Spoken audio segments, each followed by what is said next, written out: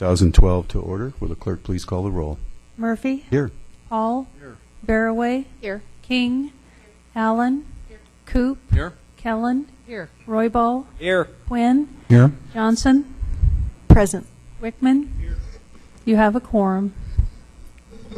Okay, as always, I'd like to thank everyone for choosing to take part in your local government, either by coming out tonight and visiting us in council chambers or watching us on Channel 8 or streamed on our website.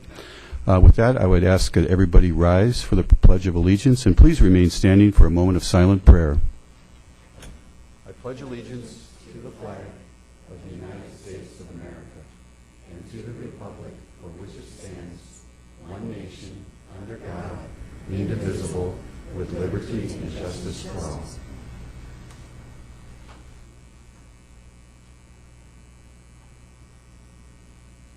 Thank you. Please be seated. We're going to take just a brief departure from the agenda tonight, and we're going to reverse items 4 and 5 on the proclamation. So I would ask that the clerk please read item 5 into the record. Item 5, Proclamation for National Day of the Cowboy.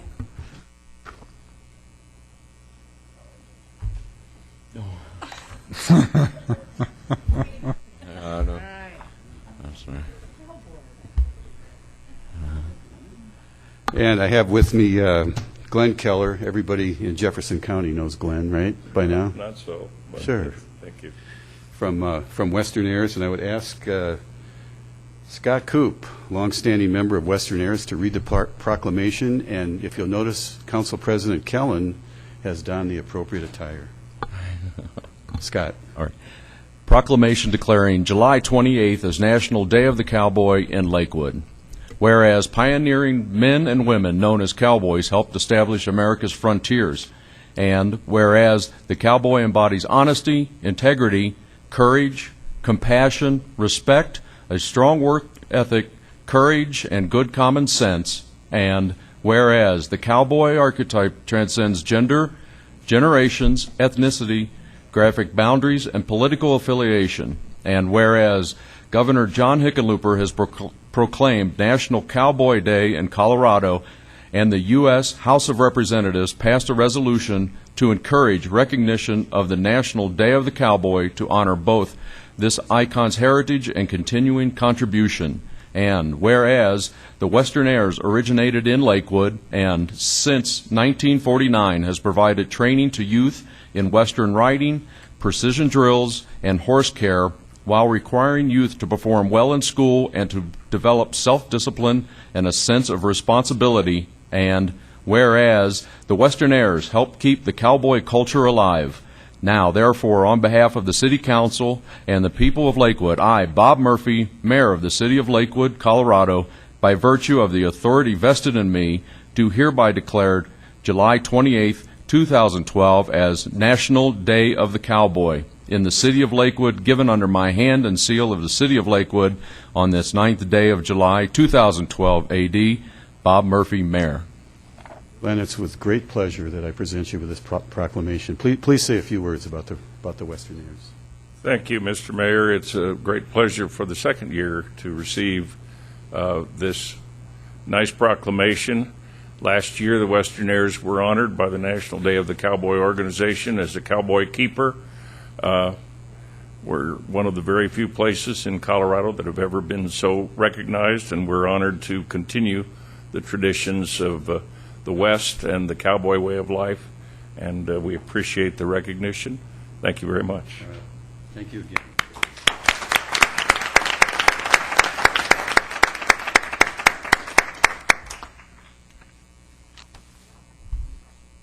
A great and always humble man. Will the clerk please read item 4 into the record?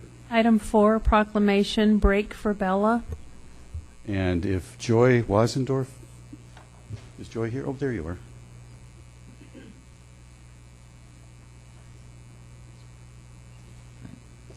Proclamation recognizing Break for Bella Summer Driving Awareness Campaign, June through August 2012.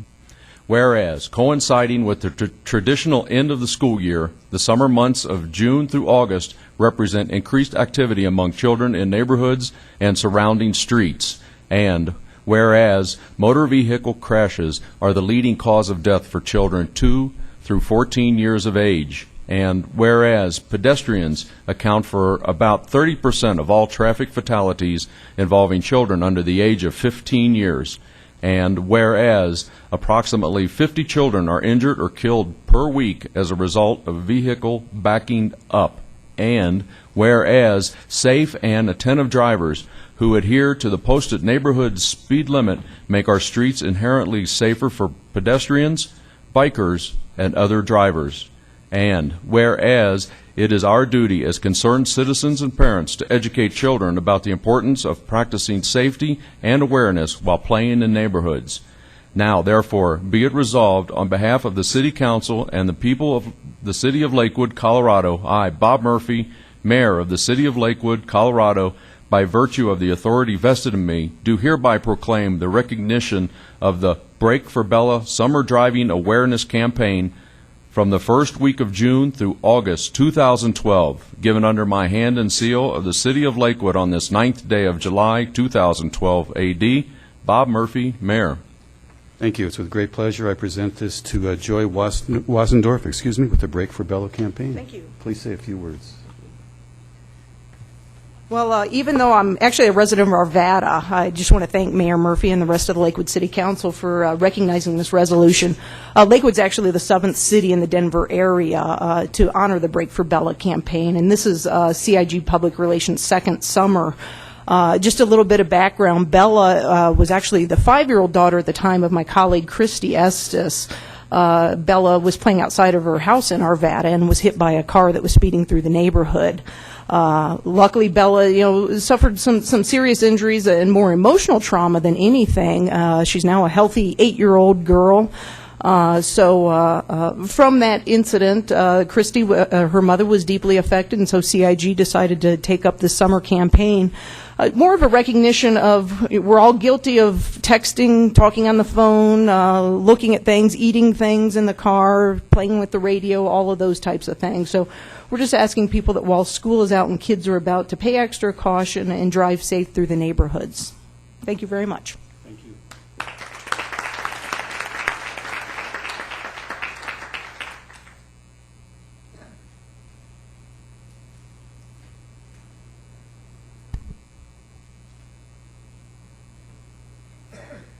Will the clerk please read item 6 into the record? Item 6, Resolution 2012-22, appointing members to the Lakewood Advisory Commission for an Inclusive Community. And I would ask the chairman of the council screening committee, Councilor Cindy Barraway, to take over from here. Thank you, Mayor Murphy. As usual, I'm always very pleased to have had the opportunity to be involved with folks who interview for the Advisory Commission for Inclusive Community. It's exciting to hear some of their backgrounds and their interest in wanting to get involved in our city. So there are 4 folks tonight that we'd like to make a recommendation to be appointed to the ACIC.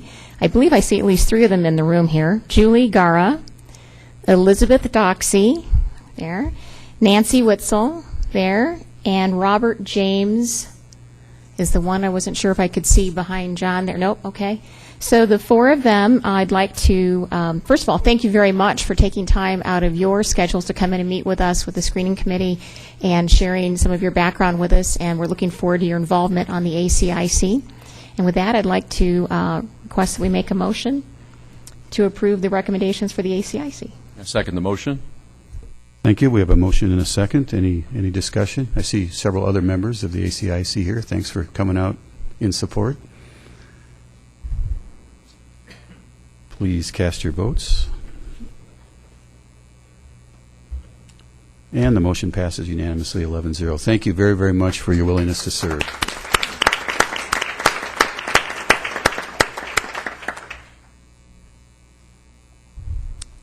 Will the clerk please read item 7 into the record?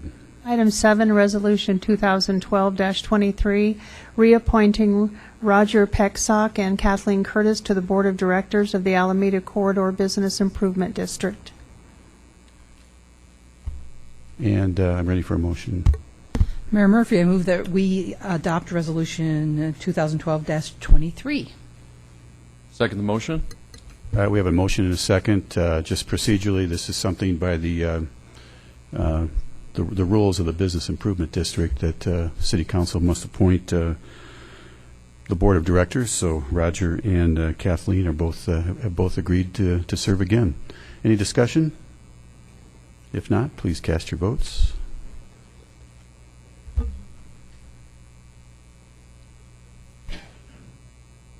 And the motion passes unanimously. And I thank, again, both Roger and Kathleen. The Alameda Gateway Business Improvement District is doing great things along the avenue.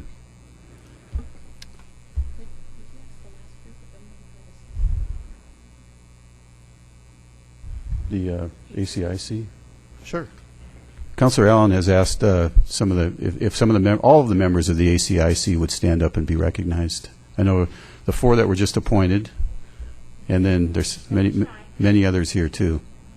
Wow, look at that. Well, thank you.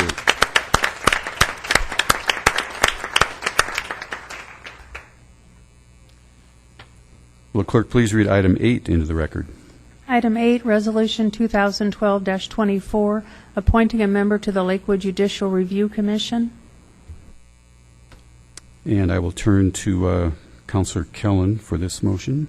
Yes, I move that we adopt Resolution 2012-24, appointing Alexandra Harp as the first District Bar Association representative to the Judicial Review Commission. Second the motion? All right, we have a motion and a second. Any discussion? If not, please cast your votes. Oh, thank you. And the motion carries 11-0. Before we go on to public comment, we've got a Boy Scout out there. If you'd like to just stand and introduce yourself and tell us maybe what school you go to, what troop you're with, and what badge you're working on. That's a lot. You didn't study for this test, right? All right, I guess Paul Clark of Troop 448, and I'm working on my communications merit badge. Well, you communicate very well. Nice job. Well, I thank you. I'm on the speech debate team at Wheat Ridge High School. Yeah. Somehow we're not surprised by that. Thank you for being here. All right, this is the point of the meeting where the public is invited to address the City Council on items that do not appear on the agenda.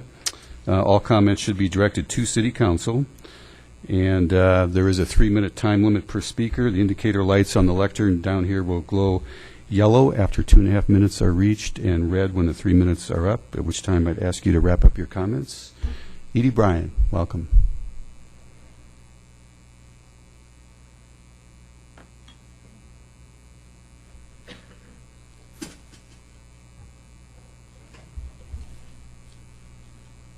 Good evening. I'm Edie Bryan, 1661 South Kendall Street, Lakewood. And next week on your agenda is a report from the courts, and that is why I come this evening to speak on a matter. I speak to you this evening regarding a campaign contribution violation. Colorado law says, quote, "The interest of the public are best served by full and timely disclosure of campaign contributions and strong enforcement of campaign laws." Mayoral candidate Bob Murphy apparently violated this state law, and I have the evidence here showing the forms that he filed. On March 5th, 2012, as a, quote, "citizen elector, I filed a complaint with the Secretary of State according to the Campaign Practices Act. This was scheduled to come before a state judge, but then the judge said that she did not have jurisdiction. And the upshot of that is that leaves this matter in limbo. I also filed it with the city clerk, which Margie Greer graciously accepted. Next week, you will receive a report from Lakewood courts, and I expect to hear something about the process to handle this campaign violation. Another case is also pending regarding this past election and also against Bob Murphy. And pretty soon, we're going to have another election. Therefore, I request 2 things. First, that Bob Murphy voluntarily make public all donors' names that are now hidden. And secondly, that these complaints need to be heard and resolved. And therefore, I ask you to begin a process to handle campaign violations, either by the state process or by a city process. And preferably, such a process should be at little or no additional cost to the Lakewood voters. Thank you. Thank you. Anyone else? That's the last of the names who indicated a desire to speak by signing up on the public comment roster. Anyone else? Mr. Margatti, come on down.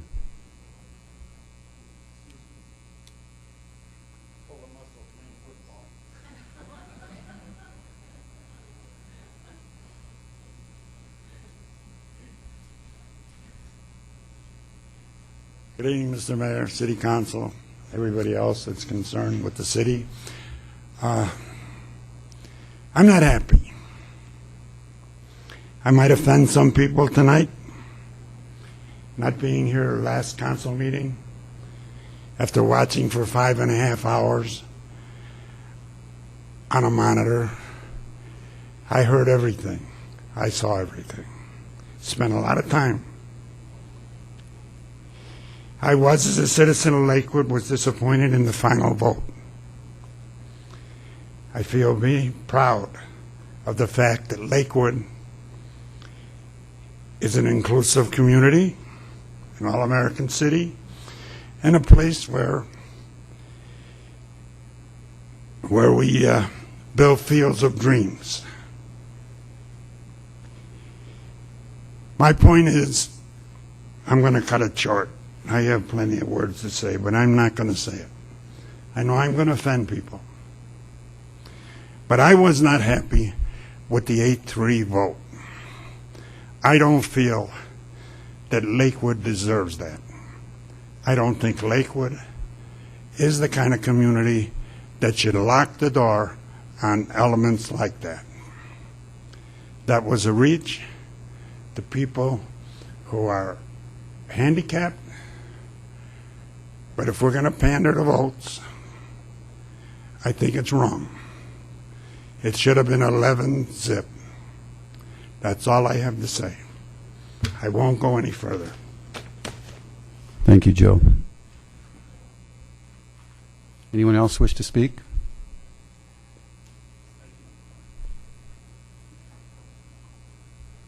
Judy, are you coming down? Or? No? Okay.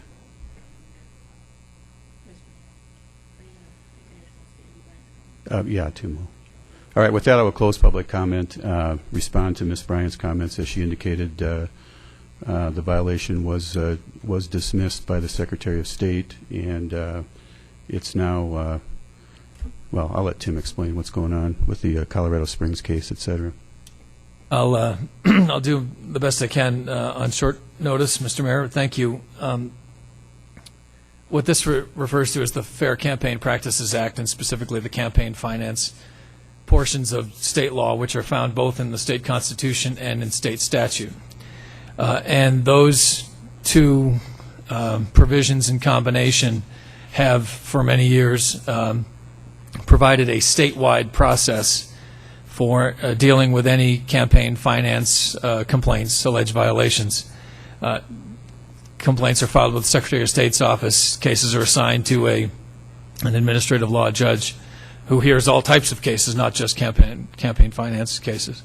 And a resolution is reached through that administrative law process as opposed to judicial law. Well, there's a provision in the state statute that concerns the ability of home rule cities to regulate in this area. And there's language about expressly authorizing home rule cities and towns to adopt certain types of ordinances regulating campaign finance. And there's other language that suggests that if a home rule city does regulate in this area, the provisions of the state law may not apply.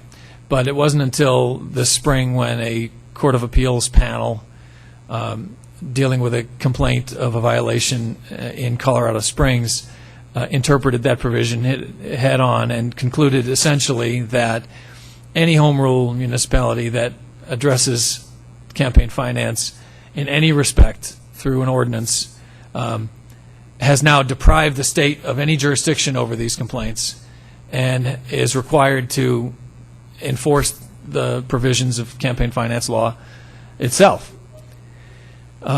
Lakewood in 2009 adopted an ordinance regulating campaign finance. However, the primary function of that, the primary purpose of that ordinance was to say that we're going to follow state law as it's found in the statute and the Constitution. There is a second provision in that ordinance that does create an exception to the state law, a substantive exception that treats campaign contributions differently than state law does. But again, the primary purpose at the time was we're going to make it clear we're going to follow this state process. So in light of the Colorado Springs case that came out this spring, we had a lot to figure out to see how that decision affected Lakewood, how our ordinance affected the application of that holding in that case to the city. And long story short, we spent a great number of hours on research and internal meetings trying to decide exactly what the city needed to do in light of the fact that there are these cases pending that have been dismissed for lack of jurisdiction by the state. Obviously, we wanted to move quickly, but we did not want to act hastily. In the long run, we are going to put a process in place, and in fact, as we've read the provisions of our previous ordinance and of state law, we think we have essentially already adopted a process. It's just the process that the state refers to, and we cannot use the Secretary of State's office as our intake agency. We cannot use the administrative law judges as our decision makers. But by simply substituting the appropriate city officials or departments in those places, we essentially will have that process in place to take on jurisdiction. There's still a lot of questions that are floating out there about what happens when the ordinance was adopted before this decision was made, and what if the city's intent was different from what that case discusses. But be that as it may, we are in the process of getting that enforcement process in place so that we can deal with not just pending cases but future cases as well.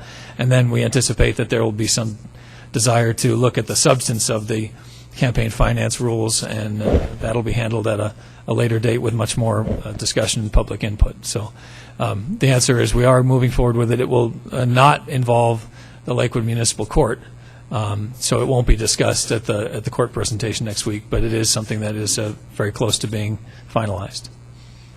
Great, thank you. Want to say anything? Diana? And then Cindy. I just want to summarize. Our council officers have reached out to everybody on council about this issue, and I just want to let people know that we take this very seriously. I think I won't speak for everyone, but for me personally, I would much rather have it handled at the state, but they refuse to do it. So now we're going to come up with a process. And to make Tim's explanation shorter, first of all, we're going to have a process that's just dealt with administratively because we have some people pending, so we can get taken care of right away. And then council is going to have a study session to talk about this issue in depth and see how we want to handle it in the future and set up some rules since the state's not going to deal with it anymore. So I just wanted to assure people that we aren't taking it lightly. We take all of these things seriously. We want to have a fair process, and that's what we're going to do. So thanks. Councilor Bearway? Thank you, Diana. That was the process piece of it, and the other piece of it is, Tim, would you please comment on the difference between our home rule statute and our home rule ordinance and what we say in terms of who the donor is on the campaign finance versus what the state says? The exception that was adopted as part of the 2009 ordinance is very simply worded, and it says that there shall be no limits on the source or amount of contributions to campaigns. So in connection with the state provisions that we adopted, that exception was adopted at the same time. Mm-hmm. Anyone else? All right. With that, we'll close public comment and move on to the consent agenda. And I think I'm going to dispense with reading the instructions since we really just have the resolution and the minutes. There is no first reading ordinance on the consent agenda. I will offer an opportunity for public comment on the resolution in the consent agenda in a moment as soon as the city clerk reads them into the record. The consent agenda consists of items 10 and 11 only. Item 10, Resolution 2012-25, authorizing the execution of an intergovernmental agreement to establish a combined regional law enforcement training academy with the County of Jefferson. And item 11, accepting the minutes of the Advisory Commission for an Inclusive Community, their Executive Commission meeting of May 2nd, 2012, and their full Commission meeting of May 23rd, 2012, and the minutes of the Lakewood Head Start meeting of April 9th, 2012. Thank you. At this time, I would ask a presentation on item 10, authorizing the execution of an intergovernmental agreement to establish a combined regional law enforcement authority training academy with Jefferson County. I'd ask Commander Jeff Streeter to come down and let council and the community know what's going on with our latest collaborative effort. Mr. Mayor, thank you, and council members, good evening. By way of introduction, my name is Jeff Streeter. I'm a commander at the Lakewood Police Department, currently assigned to the Professional Standards section. My section oversees the training for law enforcement personnel throughout the city of Lakewood. On behalf of Chief Paletta, I'm very excited to present some great news. Some time back, the chiefs of Jefferson County, along with the sheriff, came together and made a decision to collectively look at opportunities to collaborate and identify regionalization efforts. One of the efforts coming forward is a combined regional academy. The underlying goal for this solely is to identify resources, combine resources so we don't duplicate efforts, but always keeping in mind the public dollar. Can we find ways to better spend money effectively and save money? Certainly, sharing resources, reducing duplication of efforts in these cases comes right with that. I would like to share with you the latest successes of the Lakewood Police Department, the City of Lakewood, Jefferson County, and Jefferson County Sheriff's Office, and that is our newly developed Jefferson County Sheriff's Office, Lakewood Police Department Combined Regional Academy. We have partnered with with Jefferson County Sheriff's Department. They have had a long-standing record of very successful training academy that they have run individually, as have Lakewood Police Department. Oftentimes, we run our academies simultaneously. Jefferson County could be running one at the very same time we are, again, duplicating those resources. The goal of partnering together, as I mentioned, is to limit that duplication. We feel we now can run 2 academies effectively annually to better those resources and to save money both for our city and throughout Jefferson County area. This ultimately will be a benefit for the Lakewood Police Department. In past years, we've waited to hit a certain number of attrition before we would kick off an academy. Having the opportunity of 2 academies scheduled annually gives us the opportunity to better balance our resources and keep a steady flow of trained officers throughout our organization. That benefit carries for other agencies that will be utilizing us as well. They know that we now will have 2 organized training academies. We're going to provide training for outside agencies, concentrating on them contracting and agreeing with us to pay us to train their recruits. Through that, we feel that we can develop a budget and maintain this academy and basically function off the revenues generated from this academy. Now, certainly we'll have personnel costs that the Lakewood Police Department would incur, but the day-to-day costs of this academy will be recovered through the revenues generated from other agencies using us. The Lakewood City Manager has asked us to find ways to save money. Certainly we're all aware of that. And this will go towards that effort for us to lower our budget line as far as academy operations go. Through this partnership, both agencies have had very strong teaching staffs. We're now combining those staffs, coming together in a 50-50 shared responsibility the best that we can. There's our savings in resource. We now can partner. We can limit our teaching, doing it on duty time and saving considerable money. Colorado Post, the Police Officer Standing and Training Board, has approved our curriculum. We've put together what we feel is a very, very strong curriculum. We've taken the best of 2 very strong academies, and we now have combined those. We've raised our standards. Jeffco has raised theirs by doing just this. We will have instructors from both academies who will handle the most serious of disciplines throughout the training. The academy will be held here in Lakewood. We are utilizing the structure that the Lakewood Police Department has used in years past. That's located at 1955 South Kipling Street. We've made some modifications, and we now can accommodate academies 2 times a year to deal with 42 recruits. That's big. That's a large academy. Lakewood has never run an academy that size on our own. Jefferson County Sheriff's Department has never run an academy of that size on their own. By combining, we now feel we can put more officers out, run larger academies, and be even much more effective than we have been. Currently, going into this academy that's due to start July 23rd, Lakewood Police Department is going to be having 18 new recruits starting in 2 weeks from today. That's very exciting. Jefferson County Sheriff's Department will have 10 recruits. We have 8 other outside agencies that have contracted us to make up the other 14 members that will be attending our academy this year. There's where our revenue comes in to become functional. As you can tell, I'm very excited about this. I've been in on the forefront of this. The police department's very excited, the chief, and many city members. All eyes throughout the community and around the Denver area are on us. There's a lot of agencies have been calling, consulting with us on how are we able to work through these, I don't want to call them issues, but this endeavor. They're standing back to see how we pull this off. This is big. This is very, very large. It's very exciting. We're 2 weeks away.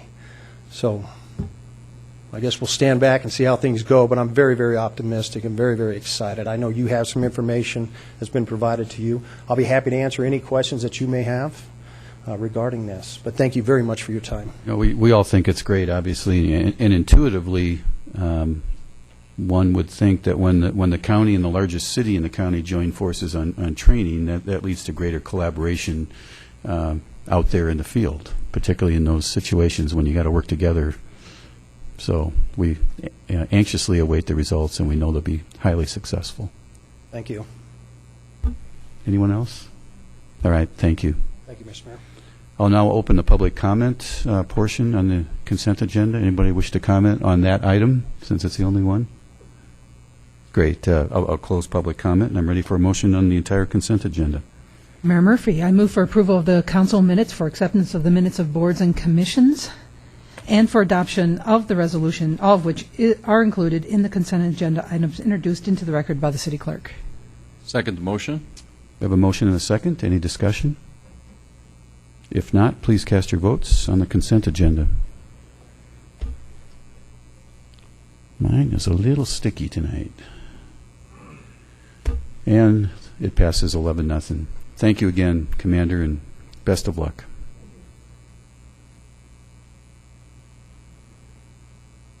Will the clerk please read item 12 into the record? Item 12, Ordinance O 2012-12, an ordinance to rezone the property located at 7400, 7350, and 7340 West 26th Avenue, hereon to be known as 7400 West 26th Avenue, from an existing plan development to a new plan development. And let me just read some instructions into the record, right, Counselor? Since this is a rezoning case. The case that was just read into the record is a rezoning hearing. There is a written sheet titled Rezoning Hearings Procedures at City Council Meetings on a green paper available at the back table here in council chambers for those who may not be familiar with the steps we follow in conducting a rezoning hearing. And you're welcome to grab a copy of that at any time. All persons present should be advised that the City Council has received and reviewed the written findings and recommendations of the Planning Commission in this matter. So with that, I'll now open the public hearing on the item. And is the applicant going to make a presentation? We'll have a staff presentation. Start with the applicant. Okay. And if you would, sir, give us your name and address. Evening. My name is Doug Wagner, W-A-G-N-E-R. Wagner Architectural Team, address 17131 East Lake Drive, Aurora, Colorado 80016. I did read the green sheet, so you guys know this project.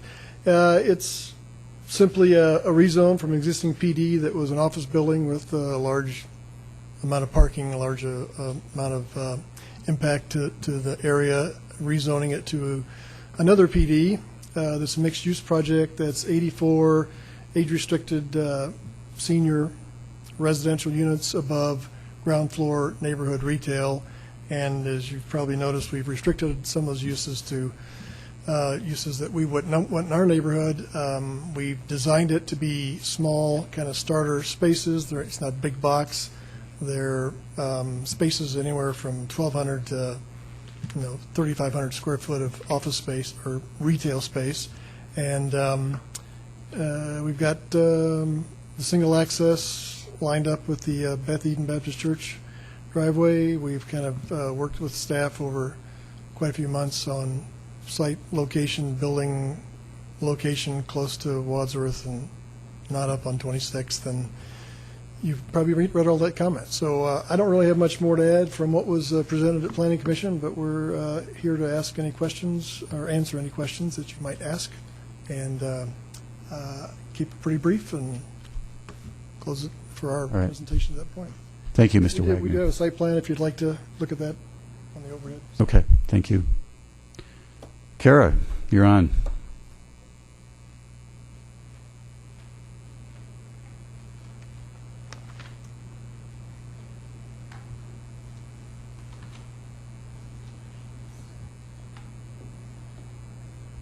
Just for the record, the it's upside down there, yeah.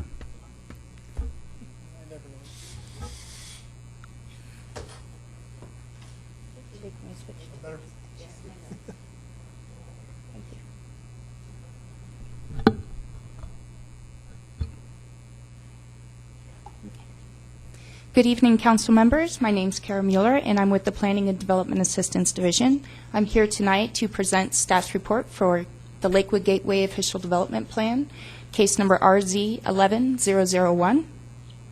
At this time, I'd like to enter into the record the staff report, its attachments, the case file, the Lakewood Comprehensive Plan and all of its amendments, the zoning code, and the Planning Commission meeting minutes. They will be accepted. Thank you.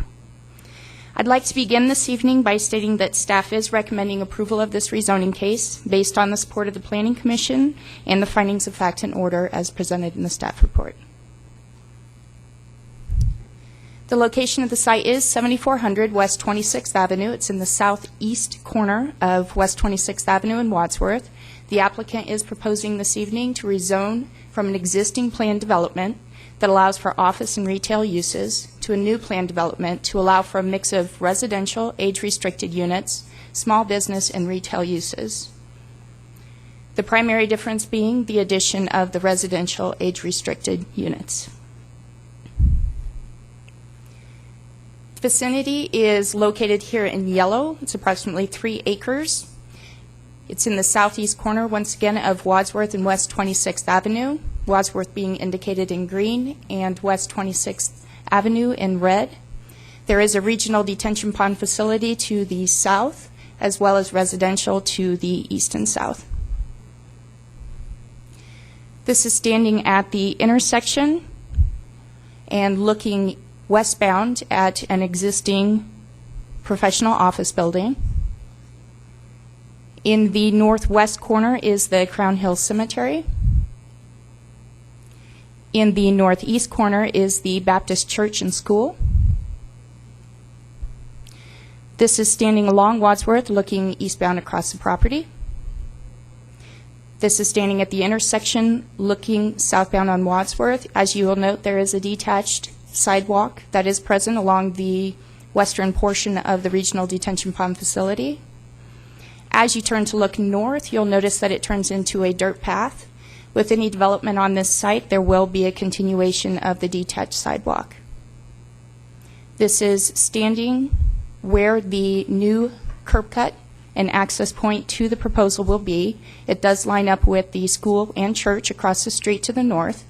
And as you will note, there is existing attached sidewalk along West 26th Avenue that would remain. This is standing along the eastern property line, looking west.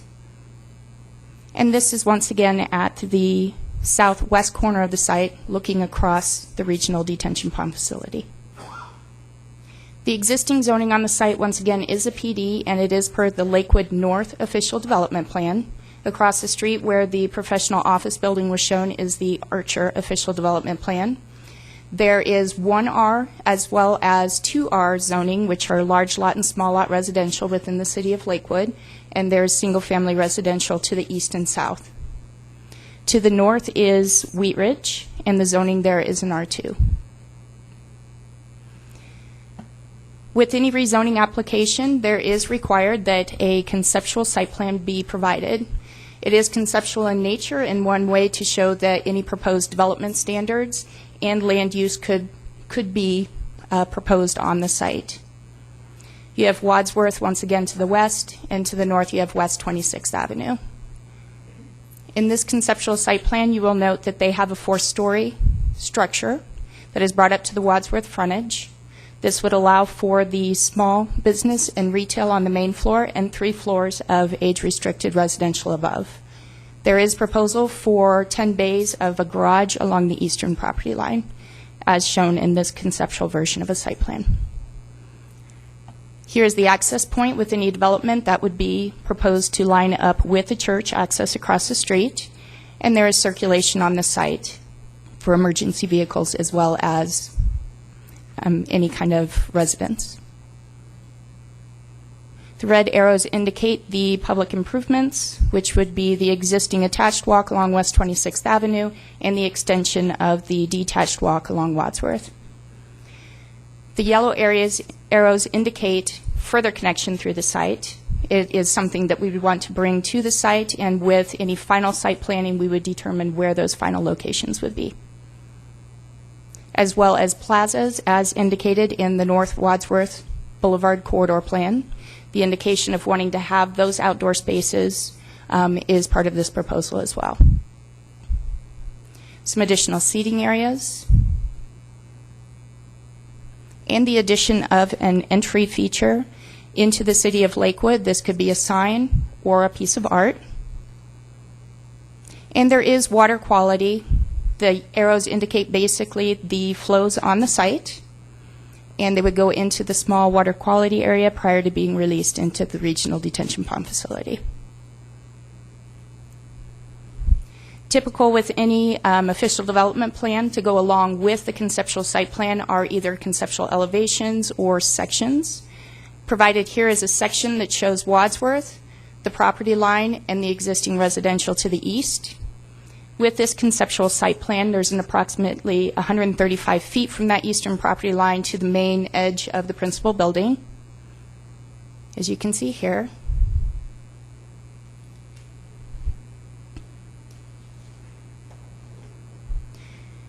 As part of one of the conditions from Planning Commission, there was concern over how the distance from the eastern property line would be controlled with any proposal that would come through.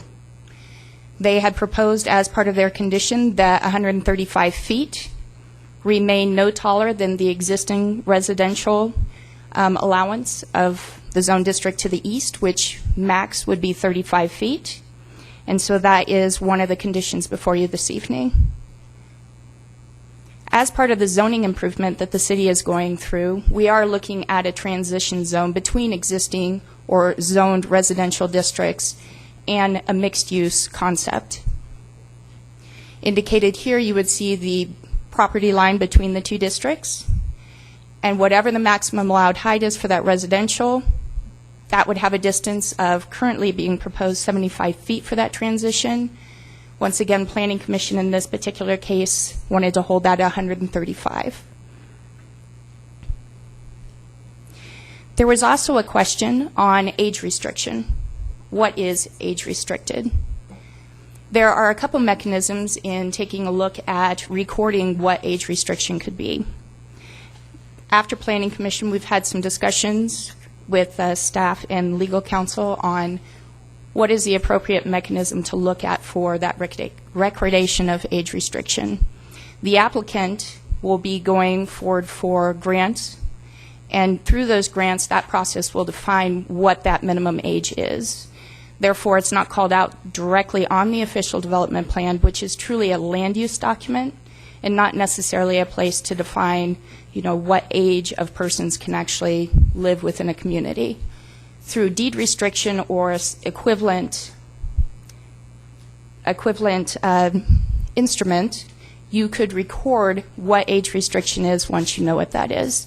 And so therefore, another condition before you this evening will be to look at the term age restriction and removing it potentially from the Lakewood official development plan, except keeping it in the statement of intent within the official development plan, and requiring that once that age restriction is known, requiring that prior to development is recorded in a deed. There was public notification on this site, posted in several locations. Neighborhood comment at the 2 neighborhood meetings included primarily building mass and height, whether or not the trail connection would be around the regional detention pond facility, parking and traffic counts, drainage. Currently, there are some historic flows that go onto the eastern properties and wanting to see if that could be contained and controlled, and property values. There are 2 plans that are amendments to the Lakewood Comprehensive Plan that are valid in looking at this proposal. The North Wadsworth Boulevard Corridor Plan, of which the vision statement is, the character along the corridor will vary and will include an integrated mix of attractive buildings and land uses. Residents will have the opportunity to live in well-established buffered neighborhoods near the corridor, such as those existing to the east and south, or in a lively mixed-use pedestrian and transit-oriented community directly on the corridor. This proposal, once again, the primary difference between the existing land use and the new land use is the inclusion of residential. That would allow for live, work, and play at a site directly on the corridor. The Edgewood Neighborhood Plan supports continued pedestrian connectivity through development of this site. There would be the continuation of the Wadsworth frontage, as well as proposing several connections into the site.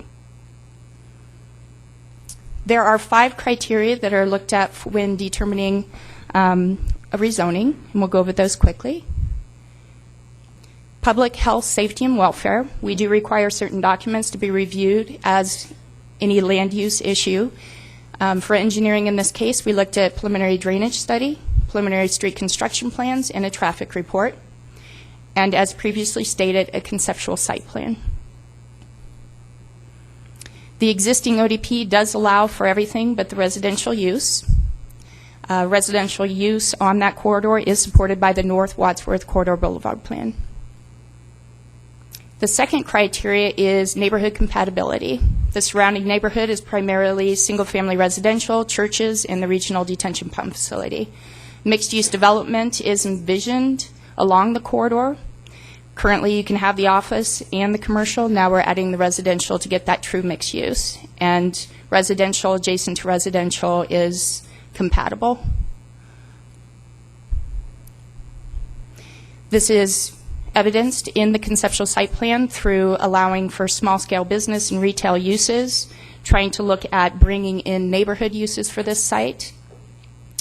There is, on the conceptual plan, as shown now, a buffer to the adjacent residential district through the distance, and that is one of the conditions that you'll be looking at this evening, and is a positive location adjacent to the Wadsworth Boulevard. Natural characteristics, primarily the site is undeveloped. There are a couple residential structures that will be mitigated and removed as part of this proposal. There are flows currently that naturally flow to the southeast. That's where the water quality area would be sought with any development on this site, and that would be contained prior to release to the regional detention pond facility. Performance-based review, there were 2 neighborhood meetings, one held in 2010 in September and one held in 2011 in September. Previously, we showed the slide with the primary concerns. Approximately 30 people attended each of those meetings. On June 6th, the Planning Commission did support and recommend approval of this 6-1. There were several items that were looked at with this site. One was the trail around the regional detention pond facility. After holding the neighborhood meetings and discussions between the applicant and the neighborhood, there was concerns with privacy, putting in a more formal path around that regional detention pond facility. We looked at it per the Edgewood neighborhood plan, as well as just seeing if that would be a good idea to have that. We met with urban drainage with the applicant, and the scope of the project was fairly large for the improvements necessary to put it in as well. So that is not included with part of the proposal after that evaluation. The building was located closer to Wadsworth, which meets the intent of the plans. It is approximately, in the conceptual site plan, 135 feet, and the drainage swale that will be installed to control the flows along the eastern property line will aid to better the actual drainage that exists today. There are 9 elements that are listed here, and all of these have been evaluated, and those are within staff's report in detail. The rezoning of the comprehensive plan is number 5, community image, identity, appearance, and design. We'd be looking at being able to implement an entry feature at the intersection, as well as general land use. We're looking at residential in order to make this mixed use. Neighborhoods, it is compatible. Urban centers, it promotes for the live, work, and play. Economic development, being able to bring in small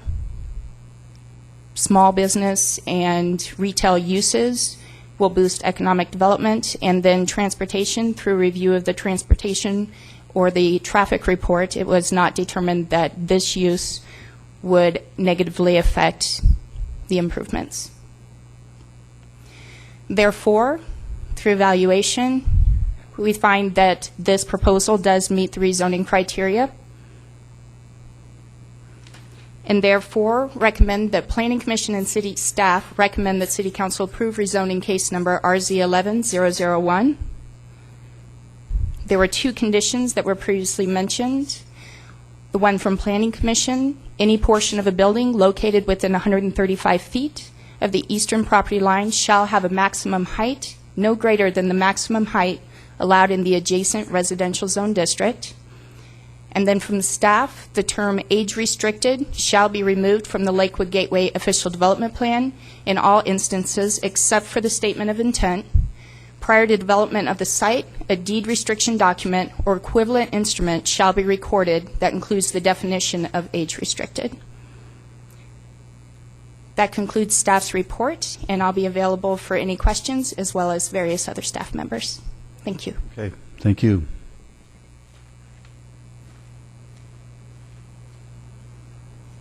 This is the point in which the public is invited to comment on the proposed ordinance, and there are a couple of names that have indicated a desire to speak by signing up on the roster. One is Mr. Hendricks. I assume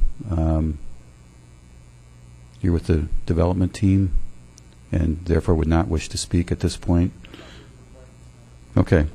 The next name is Jack, and I apologize, I can't read the last name, 2510 Upham. All right, do you wish to speak? Sure, come on down. We're all right there, yeah. We won't bite, we promise. I don't think you will. My name is Jack Brethauer. I live at 2510 Upton Street, which is just down the street from this. I put an objection on that, but listening to everything you said and done, the Planning Commission done a real good job as far as these restrictions. I really, at this stage, myself personally, I wish there was less residential units. I think it's too big, but I think the Planning Commission seen that with the 135 deal. The only other thing I want to add is this property has underground springs. Now, the big issue on the Planning Commission was surface water. So I'm just going to say real quick, there's underground springs there. The gentleman to my rear, he lives up at the end of the block. He voiced something on the last where somehow they took care of those springs because since they put in that urban drainage, that whole area does not have any water. Everybody in there used to have water in their basement. Everybody had sump pumps. Since that came in, there's nothing. And I really don't want to see none of that get disturbed. If you run into underground springs, I hope something's mentioned here to take care of that so we don't get any of that water. That's all I have to say. Thank you. All right, thank you. As someone who sits on the board of the Urban Drainage and Flood Control District, I'm going to pass that good news along because that's exactly the reason we build those large detention facilities. Anyone else in chambers wish to speak on this item? Come on down, Gabe.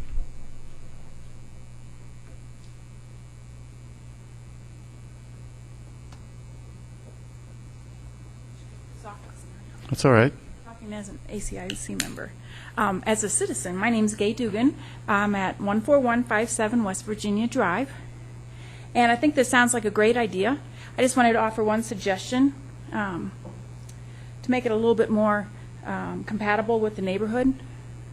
And that would be to possibly put that, the pavilion or the, thank you, the plaza area closer to the other residential properties. I think it'd be better for the citizens that live there, and then also for the blending into the residential neighborhood. So that's my suggestion. All right. Thank you. Thank you. Anyone else? That'll close public comment. A little quick on the trigger there, Margie, for that one. Time expired already. All right. Let's open it up to questions. Trying to decide if I want to do a motion here first or not. Want to do a motion? All right. Let's have a motion first, and this is a common procedure. We make a motion to approve, and we second the motion, and then we begin the conversation. The motion does not predetermine the outcome. Karen? Okay, I'm going to make the motion with the conditions of approval that were listed at the end. So I'm just going to jump to that. Okay. I move for the adoption of Ordinance O 2012-12 with the two conditions of approval on second and final reading based on the findings of fact of the Planning Commission dated June 6, 2012. Second motion. All right, motion and a second. Let's begin discussion. Ms. Barraway, you're the first light. Mr. Wickman, the second. Mr. Quinn, the third. Thank you, Mayor Murphy. I just wanted to follow up with our planning staff on the concern that was raised by the gentleman here about the spring water that might be there, and how deep is this when we put the garage in? Will that in any way potentially impact the good news that they've had with the detention pond that's been there?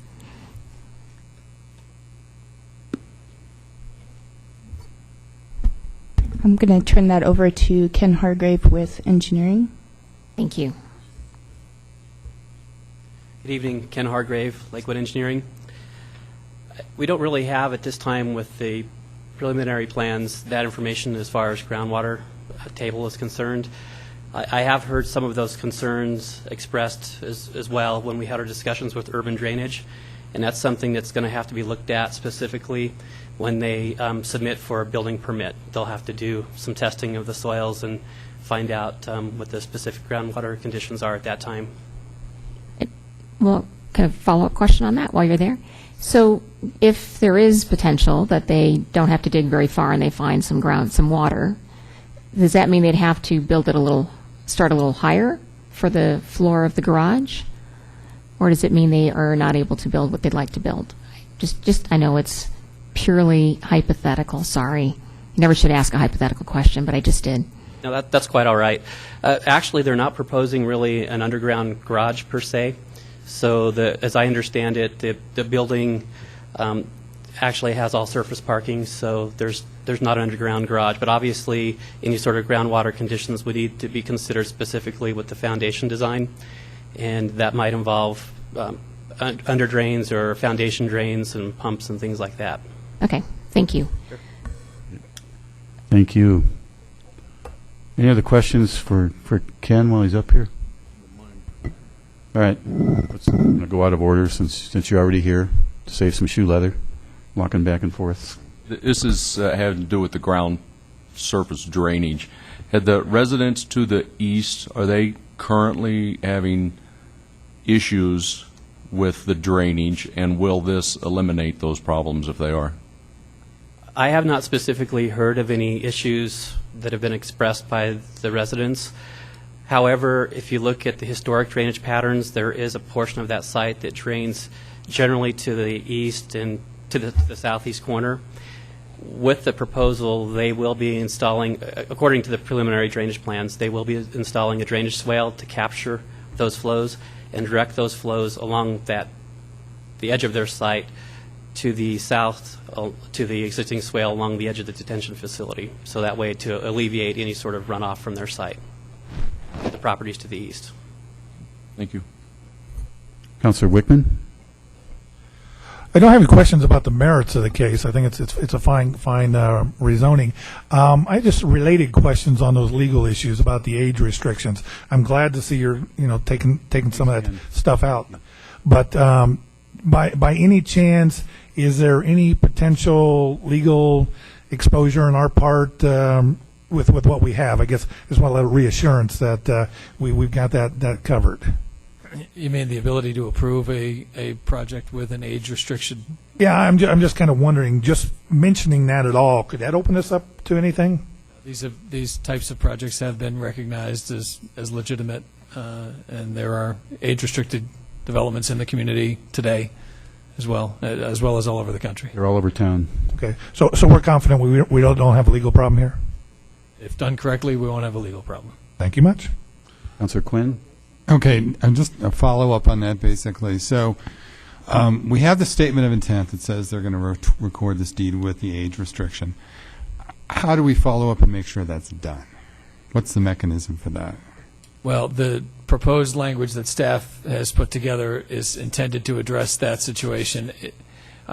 This came to my attention recently, and it was agreed that the zoning document isn't the best place to have that restriction, at least not as the primary location.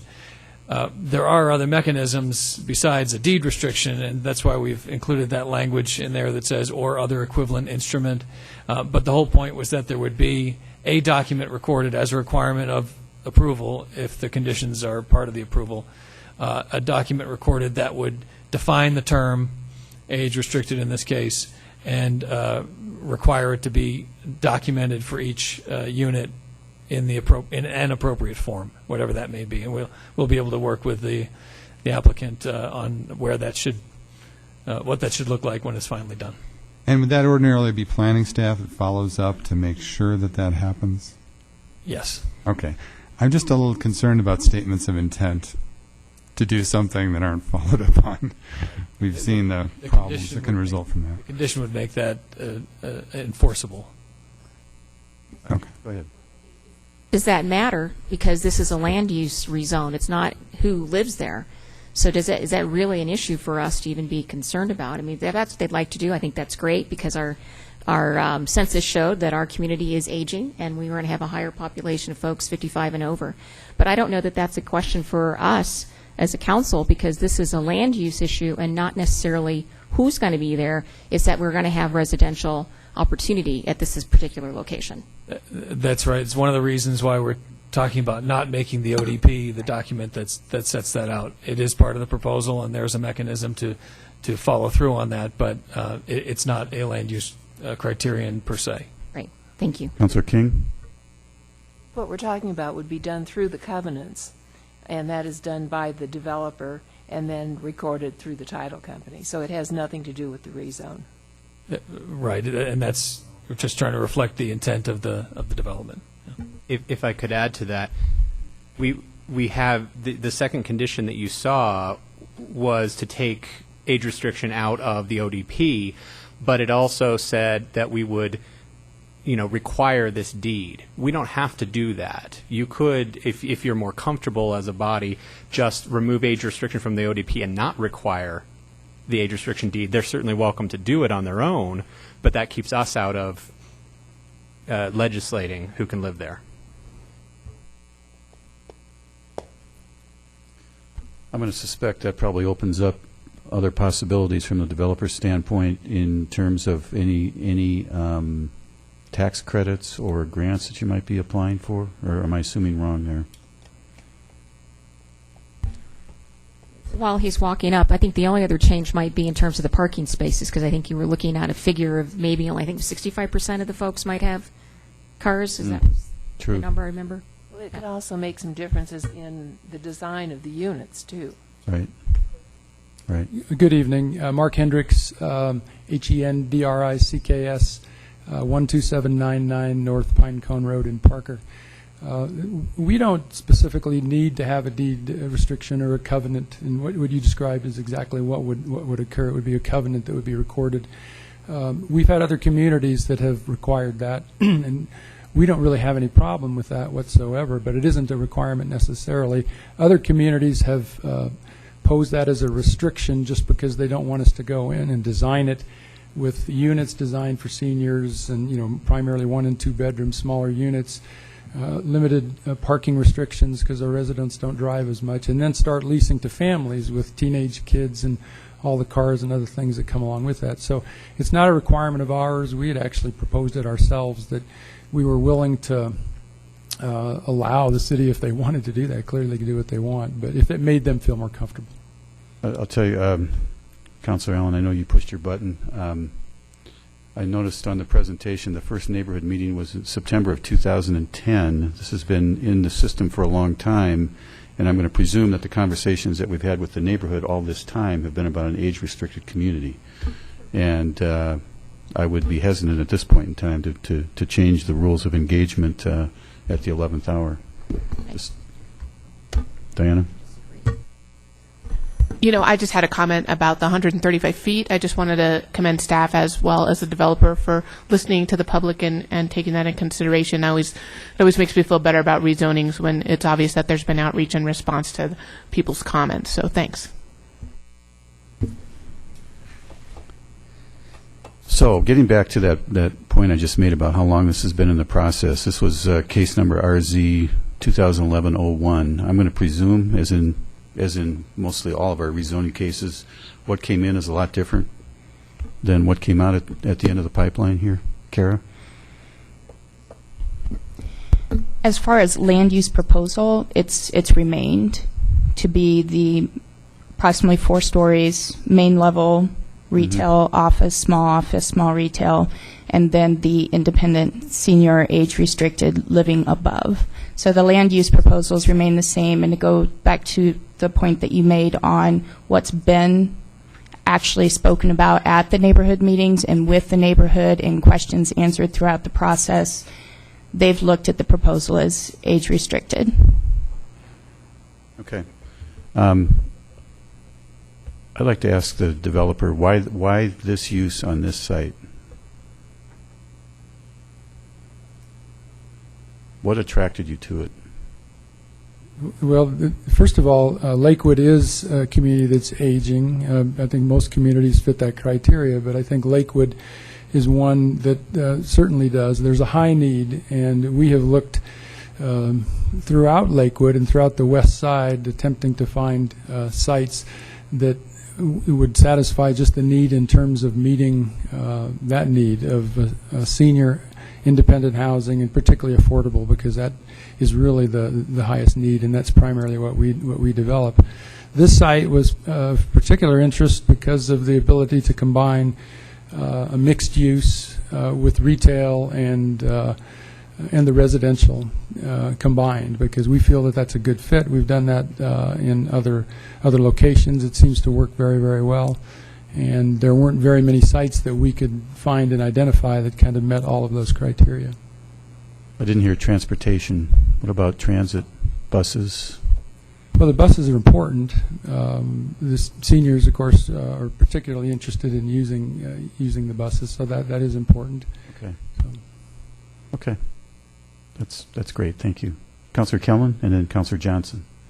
Yeah, I just want to go back and comment on the age restriction piece, and I think it's based upon a lot of things that have already been said about what was said at the meetings with the citizens, about the number of parking spaces, about the design of the building. I think it is important and worthwhile, and we've heard it's been done in other locations, so I think that should alleviate some of the concerns about legal issues about putting it in there, and that it makes sense all the way around to put it in there, get the deed restriction, and make sure that it's set and everyone can be comfortable that there is no bait and switch that's going to happen to anyone. Agreed. Ramey? Thank you. Perhaps it was in the material and I failed to see it. Do we know how many apartments there will be? And also, has there been any talk as far as income criteria?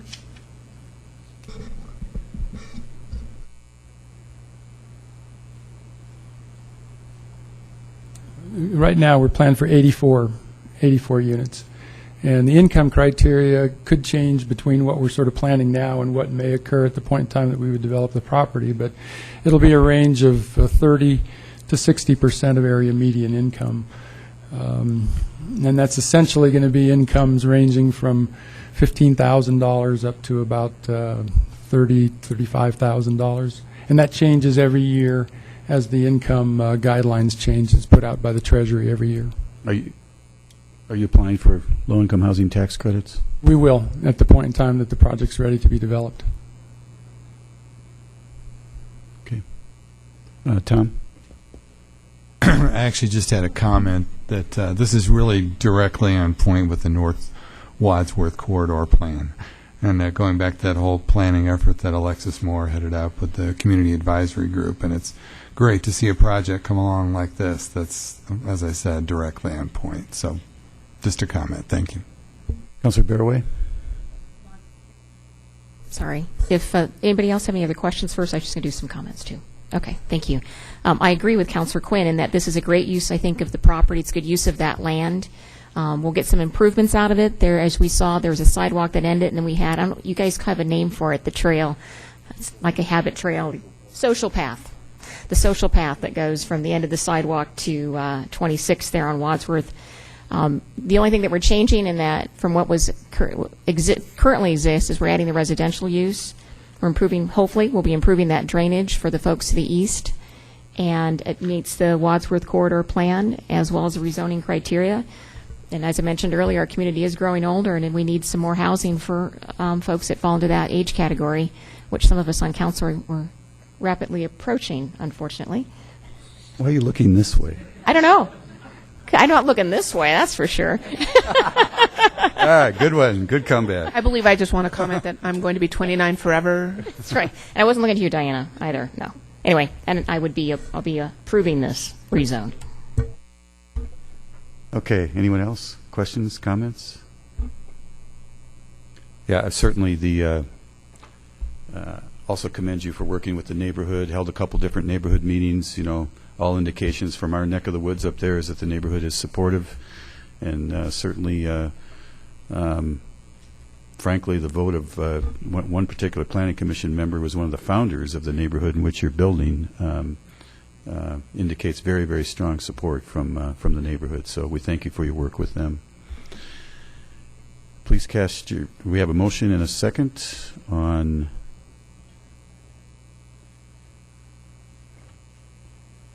Ordinance O-2012-12, and it passes 11-0. Congratulations. Thank you for all your hard work. Will the clerk please read item 13 into the record? Item 13, Ordinance O-2012-13, amending Chapter 14.09 of the Lakewood Municipal Code relating to the Lakewood Building Code to include adoption by reference of Appendix F, radon control methods of the International Residential Code of the International Code Council 2009 edition as amended. We're not going to have a staff presentation, but I will turn to Council President and EPA Attorney Karen Kellen to make a comment on this item that she is particularly attuned to. Ms. Kellen. Thank you. I just mostly wanted to thank the staff for really taking this and running with it. We adopted most of the provisions of the International Building Code several months ago. I went back to my records and couldn't quite pinpoint when we did it. But at that time, about a week before we adopted that, we were approached by Jefferson County Health Department, and they asked us to consider this radon control provision.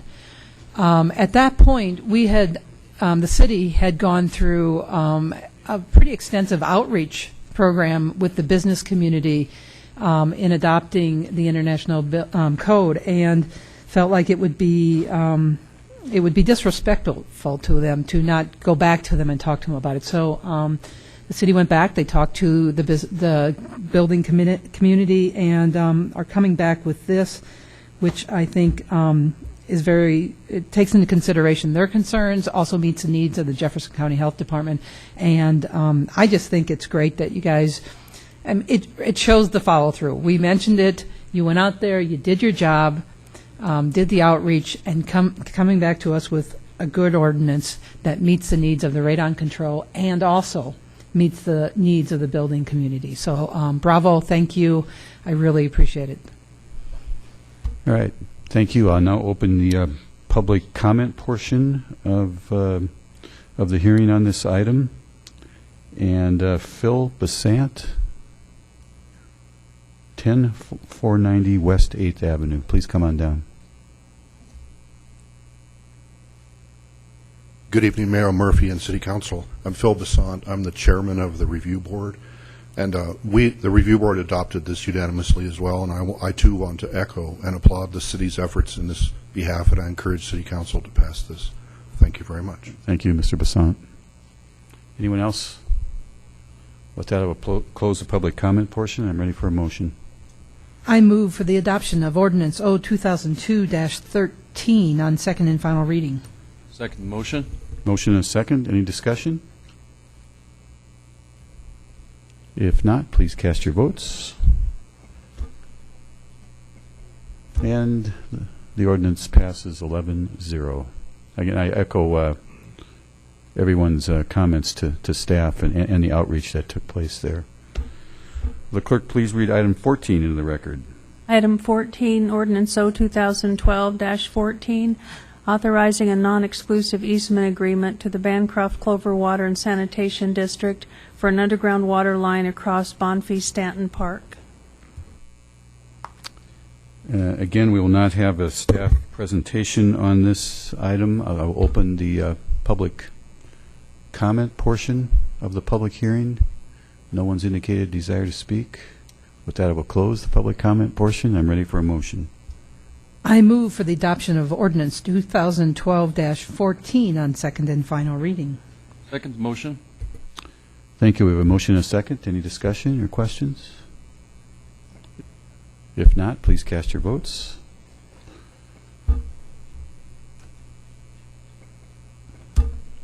And it passes unanimously. On to general business. Anything, Margie? There's none. Thank you. None? Executive report, Ms. Nealon? Nothing tonight. Nothing? All right, on to Mayor and City Council reports. I would just like to pass on my thanks to the Lakewood on Parade Committee for once again putting on a wonderful event last July 3rd. July 3rd is the fixed date for our community festival, now 37 years strong, I believe. Certainly, as we all know, due to the grave fire danger that at least existed a number of days ago, Sheriff Mink made the right decision, obviously, in not permitting fireworks. We all support the sheriff's decision. I think it's fair to say it impacted attendance at the event. Nevertheless, a good time was had by all. There was games and booths and bands and music, and it was a great celebration of our community of Lakewood. So that is not a City of Lakewood event. That's an event that's put on all by volunteers. So I want to extend my personal and heartfelt thanks to all of them. I had a great time. Scott? I do want to mention something about the Western Airs. Glenn Keller was here, the director of Western Airs was here earlier, and they aren't one to kind of toot their own horns, but I want to let everybody know what happened a few weeks ago. Up in Estes Park, they were performing. They were scheduled to do a weekends of shows, and then the Saturday when the fire broke out in Estes Park, they were asked to evacuate the fairgrounds and the school that the kids were staying in, and evacuate the animals and their equipment from the fairgrounds to accommodate the citizens that needed to use that space. On their own, the Western Airs volunteered their equipment and took their equipment up into the mountains to help evacuate the animals that people could not get out themselves. Some of them just had too many animals. Some of the ranches up there could not get them out there quick enough. So they volunteered their equipment to go up there and help. And then the kids, these middle school, high school kids, stayed at the fairgrounds, many of them, to help unload those animals to facilitate that. Some of them had their packs and saddles on ready to go on trail rides, so these kids took care of these animals. and made sure that they were unsaddled and taken care of and put out to pasture and taken care of till their owners could get down there. I just want to commend them on that. That is the spirit of the Westernaires and what they really embody. And it's a super organization. Thank you. It's a great story. Thank you. Karen? My story's not as great. I just wanted to be a cowboy when I was growing up, so I have hats. Anyway, I just want to remind people that we will not be having a Ward 1 meeting this month. I'll be out of town for the next 3 weeks, so I'll see you all in August. Aloha. I have vacation coming up. Have fun. Councilor Paul? Thanks, Mayor. Just want to remind everybody that we'll be having our ward meeting this Saturday at 9:30 a.m. Green Mountain Presbyterian Church, and we will be, the topic will be the zoning rewrite. So Paul Rice will be out to do a presentation, and we welcome your comments and feedback as we approach August. Thanks. Councilor Barroway? Thank you, Mayor. Councilor Coop and I will have our Ward 2 meeting this Wednesday morning at 7:30 a.m., not p.m., as it's been apparently scrolling around on Channel 8 News, or Channel 8, it's in the morning. So it's 7:30 to 8:30 this Wednesday morning, 7125 West Colfax in the Colfax Business Improvement District office. And then also we have a great new grand opening for a facility in the northeast part of Lakewood, about as far east as you can get in Lakewood, so we'll be part of Lakewood. At 9th and Sheridan, Surfside Splash Park will be grand opening celebration this Saturday from 11 to noon. We are asking for some RSVPs for that. If you're planning on attending that, between the 11 and 12 o'clock hour, the mayor and Councilor Coop and I will be there to help. Running through the fountain. Running through the flowers and the other things that are there. If you haven't had a chance to stop by and take a look at it, you really should. I know with the rain the past few days, it probably hasn't gotten the use we'd like to have seen, but it certainly used when it opened up on July 2nd. So thank you. Councilor King? No report. Councilor Allen? I just want to remind people that the Ward 5 meeting this month is a week from Friday, and the reason I'm doing it now is I actually will be on vacation, so won't be at the Monday meeting or the Ward meeting, but Tom is going to march on without me. So he always brings good food. We'll see how he does on the coffee. Care to respond, Councilor Quinn? Well, Diana, can you make the coffee before you leave and just say I'm sure it'll be fine. The man is not a coffee drinker. I can see that. Okay, Councilor Roybal. Thank you, Mayor. I have a couple of things. First of all, I want to go ahead and publicly thank Parks and Recs for putting a new piece of concrete at Founders Park. It's a basketball court there, and they redid the concrete there. Second thing is, I'm proud to announce that we have a new business here in East Lakewood off of Sheridan in Arkansas, and it's called Stakeout. It's a steakhouse, and it just opened up about a week ago. So just wanted to let you know. Thank you. Thank you. Councilor Quinn. Nothing new to report. Thank you. Right. Councilor Johnson, anything? No report. Councilor Wickman? No report. Margie? No? Tim? Nanette? All right. Thank you all. We're adjourned.